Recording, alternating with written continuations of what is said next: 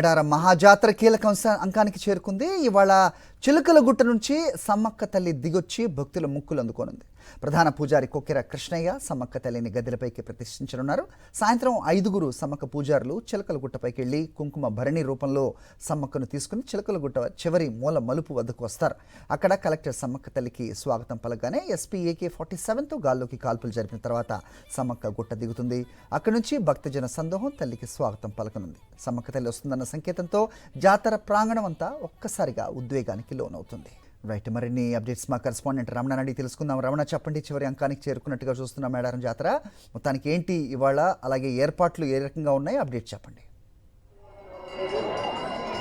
హరి, మొత్తంగా అంటే ఈరోజు చివరి ఘట్టం అని అనుకోవచ్చు. ఎందుకంటే వనాన్ని వీడి జనారణ్యంలోకి సమ్మక్క రాబోతుంది.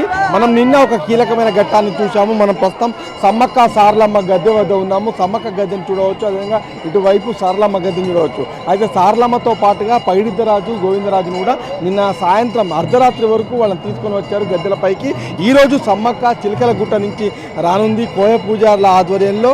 మొత్తంగా అది అర్ధరాత్రి వరకు ఆ తంతు అయ్యే అవకాశం ఉంది. ముఖ్యంగా దీన్ని అధికారికంగా గాల్లోకి కాల్పులు జరిపి అధికారులు కలెక్టర్ సమక్షంలో ఈ తంతు జరగనుంది. ఈ ప్రక్రియ నేపథ్యంలో మొత్తంగా మనము మేడారం అంతా కూడా పెద్ద ఎత్తున జనంతో పోటెత్తింది. నిన్నటి కంటే కూడా ఈరోజు మనకు మరింత భక్తులు ఎక్కువగా కనిపిస్తున్నారు. మొత్తంగా తమ కొంగు బంగారంగా భావించే సమ్మక్కకు సారలమ్మకు వాళ్ళు మొక్కులు చెల్లించుకుంటున్న దృశ్యాలను కూడా మనం చూడవచ్చు.